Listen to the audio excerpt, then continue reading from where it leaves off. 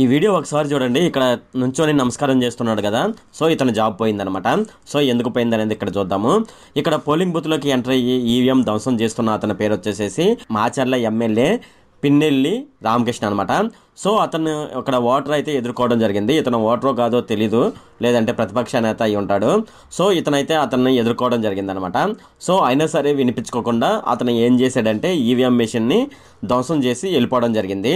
మనకు ఏపీలో మే 13వ తేదీన ఎలక్షన్లు అయితే జరిగాయి అనమాట.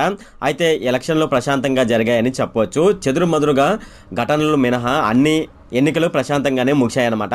అయితే పోలింగ్ అనంతరం కొన్ని నియోజకవర్గాల్లో హింసాత్మక సంఘటనలు అయితే జరిగినాయని చెప్పవచ్చు. ముఖ్యంగా పల్నాడు నియోజకవర్గంలో చెలరేగిన అల్లర్లపై ఎన్నికల కమిషన్ అయితే సీరియస్ అవడం జరిగిందనమాట. దీనిపై ఎన్నికల కమిషన్ సిట్ని ఏర్పాటు చేసి దర్యాప్తు అయితే చేపట్టింది. ఇదిలా ఉంటే పోలింగ్ కు ముందు పల్నాడు జిల్లాలో తీవ్ర ఉద్రిక్తత పరిస్థితులు అయితే చోటు చేసుకున్నాయి.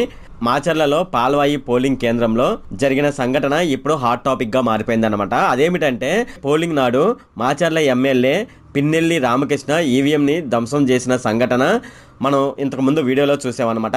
అయితే దానికి సంబంధించి పూర్తి వివరాలు మనం ఈ వీడియోలో చూద్దాము. ఈ వీడియోలోకి వెళ్లే ముందు నాదొక రిక్వెస్ట్ అండి. అదేమిటంటే ఈ వీడియో కనుక మీకు నచ్చినట్లయితే ఇక్కడ క్రిందున్న రెడ్ కలర్ సబ్స్క్రైబ్ బటన్ మీద అయితే ప్రెస్ చేయండి. ఇలా మీరు రెడ్ కలర్ సబ్స్క్రైబ్ బటన్ మీద ప్రెస్ చేయడం వల్ల నేను చేసిన ప్రతి ఇన్ఫర్మేషన్ వీడియో అనేది అందరికంటే ముందు అప్డేట్ రూపంలో మీ మొబైల్కి అయితే చేరిపోతుంది. ఇప్పుడు మనం వీడియోలోకి అయితే వెళ్ళిపోదాం.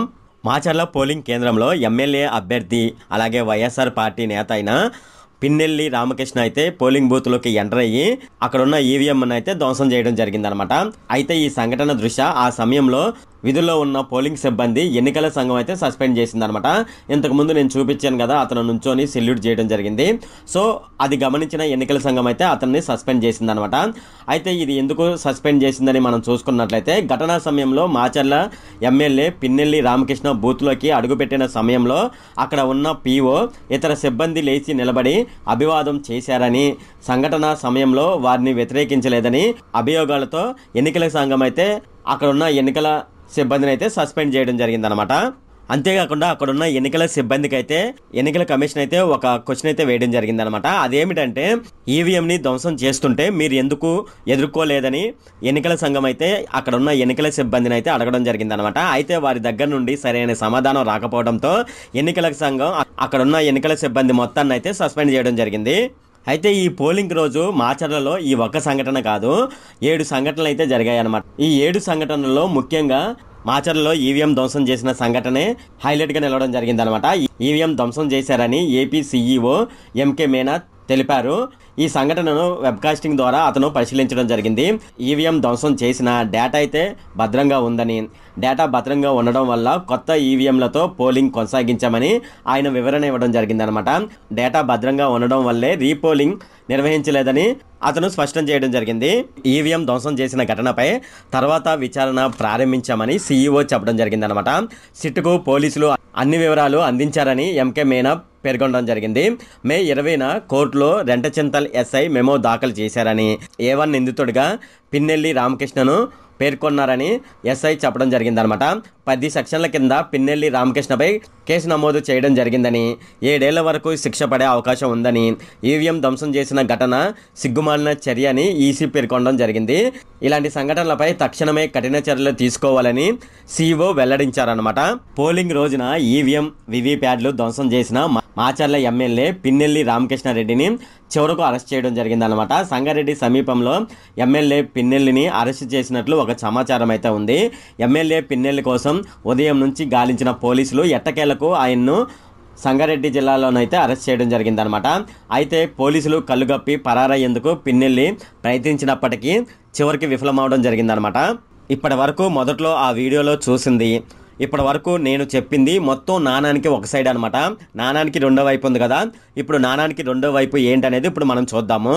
ఎన్నికల తర్వాత 2 రోజుల పాటు టీడీపీ వైసీపీ శ్రేణులు ఒకరిపై ఒకరు దాడులు చేసుకున్న పరిస్థితి మాచర్ల జిల్లాలో కనిపించింది.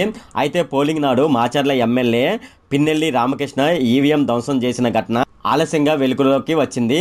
పిన్నెల్లి రామకృష్ణారెడ్డి ఈవీఎం ధ్వంసం చేసిన వీడియో సోషల్ మీడియాలో వైరల్గా మారడం జరిగింది. దీనిపై సీరియస్ అయిన కేంద్ర ఎన్నికల సంఘం పిన్నెల్లి రామకృష్ణని అరెస్టు చేయాలని ఆదేశాలు అయితే జారీ చేయడం జరిగింది.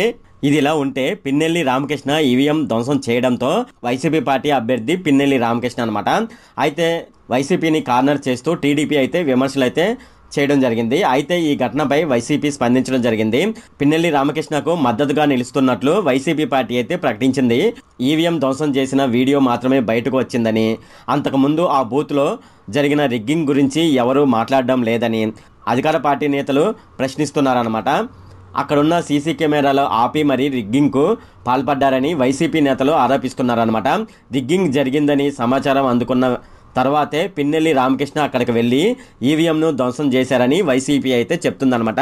ఈవీఎం ధ్వంసం చేయడానికి ముందు ఏం జరిగిందనేది నేను ఫుల్ వీడియోనైతే ఈ వీడియో చివరిలోనైతే పెడతాను. మీరు ఈ వీడియో చివరి వరకు చూసి ఆ వీడియో కూడా ఒకసారి చూసి మీరు అసలు అక్కడ జరిగింది ఏం జరిగింది అనేది కింద కామెంట్ సెక్షన్లో అయితే తెలియజేయండి. పార్టీ అయితే విడుదల చేయడం జరిగిందనమాట.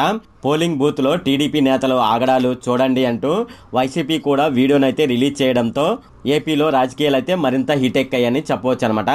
అంతేకాకుండా తుమ్మూరు కోటలో టీడీపీ బీభత్సం చేసిన మొత్తం వీడియో విడుదల చేయాలని వైసీపీ నేతలు అయితే డిమాండ్ చేస్తున్నారు. దీంతో పల్నాడు రాజకీయాలు అయితే రోజుకో మలుపుకి తిరుగుతున్నాయని చెప్పవచ్చు. ఇప్పుడు మనం ఏపీలో ఎలక్షన్లు జరిగిన నాటి నుంచి ఇప్పటి వరకు ఎటువంటి సంఘటనలు జరిగాయి, ఏ ఏ ప్రాంతంలో జరిగాయి, ఎందరిపైన కేసు నమోదు చేయడం జరిగింది అనే విషయాలు ఇప్పుడు మనం చూద్దాము. ఏపీలో ఎన్నికల తర్వాత జరిగిన హింసాత్మకమైన సంఘటనలపై సిట్ దర్యాప్తు అయితే కొనసాగుతుంది. ప్రత్యేక బృందం అయితే ప్రాథమిక రిపోర్టు ఇవ్వడం జరిగింది. అల్లర్లు జరిగిన ప్రాంతంలో సిట్ ఇప్పటికీ అక్కడ మకాం వేయడం జరిగింది. 3 బృందాలుగా విడిపోయిన అధికారులు తిరుపతి, అనంతపురం, పల్నాడు జిల్లాల్లో మకాం వేసి ఉన్నారు. ఇప్పటికే సిట్ అధికారులు క్షేత్రస్థాయి పర్యటనలు పూర్తి చేయడం జరిగింది. అవసరమైతే మళ్లీ దాడులు జరిగిన ప్రాంతాలకు వెళ్లి దర్యాప్తు చేసే అవకాశం అయితే ఉంది. మొత్తం 33 కేసులు అయితే నమోదవడం జరిగిందనమాట. మొత్తం 124 మందిని అరెస్ట్ చేశారు. నరసరావుపేట, మాచర్ల పరిధిలో స్థానిక పోలీసులు ఒక్కరిని కూడా అరెస్ట్ చేయలేదు. అల్లర్ల మొత్తంలో 1370 మందిని నిందితులుగా గుర్తించడం జరిగిందని సిట్ అధికారులు అయితే చెప్పారు. వీరిలో 1152 మంది పరారీలో ఉన్నట్లు వాళ్ళు గుర్తించడం జరిగింది. తాడిపత్రిలో 636 మంది, పల్నాడు జిల్లాల్లో 471 మంది, తిరుపతిలో 41 మంది పరారీలో ఉన్నట్లు సిట్ గుర్తించింది. ఆయా జిల్లాల్లో పోలీసులు విచారిస్తున్న తీరుపై సిట్ మరో నివేదిక అయితే ఇవ్వనుంది. ఇవాళ మరోసారి తాడిపత్రికి సిట్ బృందం అయితే వెళ్లనుంది. పోలింగ్ తర్వాత జరిగిన కేసుల్లో జిల్లాల్లో పోలీసులు విచారిస్తున్న తీరుపై సిట్ అధికారులు అయితే ఆరా తీస్తున్నారన్నమాట. తాడిపత్రిలో 728 మంది అల్లర్లలో పాల్గొన్నట్లు సిట్ గుర్తించడం జరిగింది.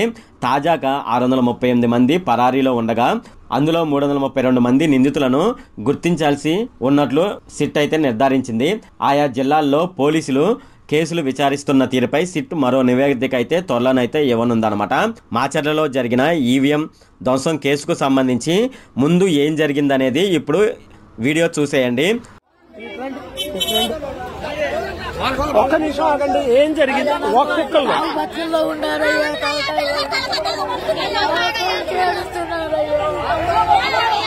ఏమైంది? ఒక్కొక్కళ్ళు చెప్పండి.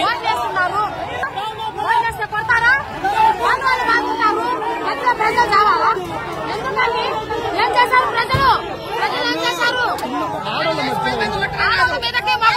బొంగు కర్రలు తీసుకొని పడతారండి. ఏంది ప్రజలు? ఏంటి ఊరు? నేను చెబుతాను. అయ్యా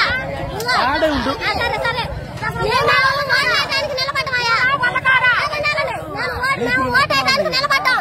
ఓటేయడానికి నిలబడితే రాదమ్మ రాదమ్మ కొడుకు మరి కమ్మోళ్ళు మొత్తం కమ్మోళ్ళు మాది గొల్లలో కొంతమంది ఉన్నారయ్యా. గొల్లలో మొత్తం గొల్లలో గొల్లం డాక్టర్ గారు వాడు మమ్మల్ని కర్రలు తీసుకున్నాయా, ఆడవాళ్ళు కొడతారయ్యా, మగవాళ్ళు కొడతారయ్యా.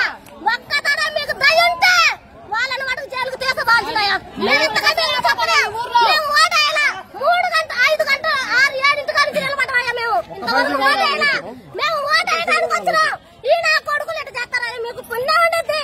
వాళ్ళని మట్టుకు ఈ ఊర్లో నుంచి కమ్మాలని ఓట్లు తీసుకుపోతే మేము ఓట్లేస్తాం. ఈ రాజ్యం మొత్తం కమ్మాలదేనా? ఇంకెవరికి కాదా? ఈ ఊరు కమ్మాలదేనా? కమ్మాలకి ఎదురు ఎవరు లేరా? ఎవరు లేరన్నా కొడుతున్నాయ్యా నా కొడుకు కమ్మాలకి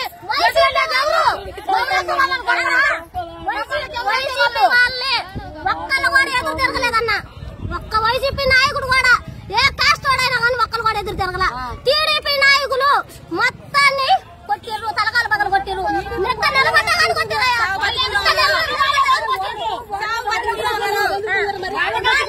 ఇప్పుడు నేను చెప్పేది సో ప్రస్తుతం మనం ఖమ్మంపాడు మాచర్ల రూరల్ మండలంలో ఉన్నాం. తుమ్మురుకోట గ్రామం. ఇక్కడ ఓటర్గా ఓటు హక్కుని వినియోగించుకోవాలి, ఓటు వేయడానికి వెళ్లారు. వెళ్లినటువంటి వీళ్ళకి తీవ్రమైన గాయాలైన దాడి జరిగింది వీళ్ళ మీద. మనం చూడొచ్చు పరిస్థితి ఏం జరిగింది. తుమ్మరుకోట గ్రామం. నేను తుమ్మరుకోట ఎంపీటీసీని. టీడీ పోళ్ళు అక్కడ రిలీంగ్ చేస్తుంటే ఏం జరుగుతుందని వెళ్ళాలితే అటాక్ చేసి రాళ్లతో దాడి చేసి కదలతో దాడి చేశారు. ఈమెను మొత్తం పగలు దింగారు వాళ్ళు.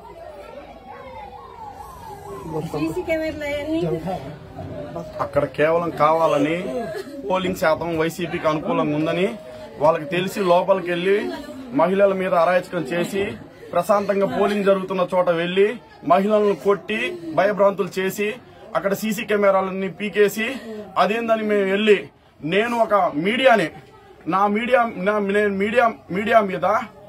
మీద నేను మీడియా కవర్ చేస్తున్న మీద పోయి నా మీద అటాక్ చేసి మీరు వైసీపీకి సానుకూలంగా ప్రవర్తిస్తున్నారని చెప్పి అందుట్లో నేను వైసీపీ మండల కన్వీనర్ని, ఎంపీటీసీ కార్యకర్త మా మీద కావాలని రాళ్లతోటి కర్రలతోటి దాడి చేసి అదేవిధంగా భయభ్రాంతులకు గురి చేసి అక్కడ సీసీ కెమెరాలను కూడా మొత్తం పీకేసి అక్కడ విజువల్స్ ఉన్నాయి చూడమనండి. పోలీసులు వైఫల్యం చెందారు. ప్రశాంతంగా జరుగుతున్న గ్రామంలో కావాలని టీడీపీ నాయకులు కావాలని బ్రహ్మారెడ్డి ప్రోద్బలంతో అక్కడ ఈ అరాచకం చేశారు. కావాలంటే అక్కడ చూస్తున్న వాళ్ళు వీడియో విజువల్స్ ఉన్నాయి చూడండి. ఎవరిది తప్పో అర్థమవుతుంది. ప్రజలారా, ముఖ్యంగా తుమ్మరుకోట ప్రజలకి నేను ఇదే ముఖ్య విజ్ఞప్తి. మన ఎస్సీ ఎస్టీ బీసీ మైనార్టీలను అనగదొక్కాలని వీళ్ళు టీడీపీ వాళ్ళు, ఒక సామాజిక వర్గానికి చెందిన వాళ్ళు, వీళ్ళు కావాలని మన మీద దాడి చేస్తున్నారు. ఇవాళ మా మీద, మైనార్టీల మీద, ఎస్సీల మీద, మొన్న ఎస్సీల మీద, ఇదే విధంగా ఈ బీసీల మీద ఈ విధంగా దాడులు చేస్తున్నారు. మీరు అర్థం చేసుకొని మన జగనన్నని, మాచర్ల ఎమ్మెల్యే పీఆర్కేని అత్యధిక మెజార్టీ తోటి, మాకు దెబ్బలు తగిలినందుకు మేము బాధపడట్లేదు, పార్టీ కోసం ప్రాణాలు ఇవ్వడానికైనా మేము సిద్ధంగా ఉన్నాం. మీరు ఇది గమనించి వైసీపీ పార్టీని బలోపేతం చేసి అత్యధిక మెజార్టీతో గెలిపించాల్సిందిగా ఈ మీడియా ముఖంగా మేము మీకు తెలియజేసుకుంటున్నాం. ఇదిగోండి మా గాయాలు, మా తలకు గాయాలు. సో మీరు చెప్పండి, ఏంటి అసలు మీ మీద దాడి ఎలా జరిగింది అని కొంచెం 2 మాటలు కనీసం. 2 రోజుల కిందట టీడీపీ చెందిన నేత సతీష్ పోట్ల అనే నాయకుడు మా ఇంటికి వచ్చి బెదిరించాడు. నువ్వు టీడీపీలోకి రా, నీకేమైనా కావాలంటే నేను చేస్తా, నువ్వు బయట తిరిగితే నీ ప్రాణానికే హాని. నేను చెప్తానంటే నేను అప్పటికి లేదు, నా ప్రాణం పోయినా నేను పార్టీ మారను అన్నాను. ప్రస్తుతానికి పొద్దున టాంచి బ్రహ్మారెడ్డి, జూలకంటి బ్రహ్మారెడ్డి ఇక్కడున్న టీడీపీ నాయకులకి తెగ ఫోన్లు చేశాడు. రిగ్గింగ్ చేయండి, వాళ్ళని వస్తే కొట్టండి, అవసరమైతే నేనున్నా మీకు అడ్డు అని. మేమంతా అవదు అని అనుకున్నాం. వీళ్ళు పోలింగ్ బూత్ లోకి వెళ్లి ఎప్పుడైతే మహిళల పట్ల, మా ఏజెంట్ల పట్ల ఎప్పుడైతే దాడికి దిగారో మేము అప్పుడే అక్కడికి చేరుకున్నాం. అంటే అప్పటికి మాకు తెలియదు వాళ్ళు దాడికి దిగారని. దాడి అయిపోయిన తర్వాత ఈవీఎంలు మొత్తం పలగొట్టి, సీసీ కెమెరాలు పలగొట్టిన తర్వాత బయటకు వచ్చిన తర్వాత మేము ఆ ప్రాంతంలో ఉన్నాం. మా మీద కనీసం ఒక 150 మంది, ఒక యాదవులు గాని, ఓసీలు, కమ్మోళ్లు గాని, ఇంకా వీళ్ళిద్దరు 150 మంది ఎవరైతే సరే రాడ్లతో రెడీగా పెట్టుకున్నారు. వాళ్ళ ప్లాన్ ప్రకారమే వీళ్ళకి ఊర్లో మెజార్టీ రాదు. ఎందుకంటే మా జగనన్న చేసిన మేలు, అభివృద్ధి ప్రజలకు ఉంటదని తెలిసి వీళ్ళకి మెజార్టీ, ఇప్పుడు మన ఊర్లో మెజార్టీ లేదు అని తెలిసి వాళ్ళు ప్లాన్ ప్రకారం చేశారు. మేము ఎప్పుడైతే లోపలికి వెళ్ళామో రాడ్లు కర్రలు రెడీగా పెట్టుకున్నారు. ఒక్కసారిగా 200 మంది 150 మంది మా మీద పడేసరికి మేము ఎటు పోలేని పరిస్థితి. అది మొత్తం గోడ చుట్టూ పారి గోడ 6 అడుగులు ఉంది, ఎటు పోలేం. మమ్మల్ని అక్కడే రక్తం వచ్చేసట్టు కొట్టారు. ఇంకా మేము 3 కాదు, ఇంకొక 3 ఉన్నాం దెబ్బలు తిన్నోళ్ళు. వాళ్ళు ఎక్కడున్నారు ప్రజెంట్ తెలియదు. ఇది మటుకు చాలా అన్యాయం. జూలకంటి బ్రహ్మారెడ్డికి ఒకే ఒక్క వార్నింగ్, మొగోడు అయితే ఎలక్షన్ ప్రశాంతంగా జరిపించు, నీకు చేత కాబోతే మూసుకొని దెంగే, అంత ఇక్కడ వద్దు. మేము ప్రశాంతంగా ఉన్న మా జగనన్న చేసిన అభివృద్ధి మమ్మల్ని గెలిపిస్తుంది. భారీ మెజారిటీ తేప 151 కాదు, 175కి 175 ఖాయం. ఇది మటుకు పక్కా. బ్రహ్మారెడ్డి ఇది గుర్తు పెట్టుకో. ఇది ఇప్పుడు నీ టైం అని అనుకుంటున్నావు, మా టైం వస్తుంది. జూన్ 4 దాకా నువ్వు ఓపిక పట్టు. ఆ తర్వాత నువ్వు మార్చల్లో కానొస్తే బంచేత్ మీసం తీపిస్తా, సగం మీసం దాడి చేయడం చాలా అన్యాయం. ఎవరు లేని సమయంలో చూసి మీరు అంతమంది కొట్టడం అది మగతనం కాదు. నేను తుమ్మూరుకోట టీడీపీ నాయకులకి ఇదే చెబుతున్నా, మీరు మగాళ్ళు అయితే జూన్ 4 దాకా ఆగండి, ఆ తర్వాత చూసుకుందాం ఫేస్ టు ఫేస్. ఇది ఫ్రెండ్ ఈ వీడియో కనుక మీకు నచ్చినట్లయితే ఇక్కడ క్రింద ఉన్న రెడ్ కలర్ సబ్స్క్రైబ్ బటన్ మీద అయితే ప్రెస్ చేయండి. అలాగే ఈ వీడియోని మీ ఫ్రెండ్స్ అండ్ ఫ్యామిలీ మెంబర్స్కి అయితే షేర్ చేయండి. అలాగే ఈ వీడియో సంబంధించి ఏమైనా కామెంట్లు ఉన్నాయనుకోండి, నాకు తప్పనిసరిగా క్రింద ఉన్న కామెంట్ సెక్షన్లో అయితే తెలియజేయండి. ఈ వీడియో అంతే friend. Okay, thank you friend.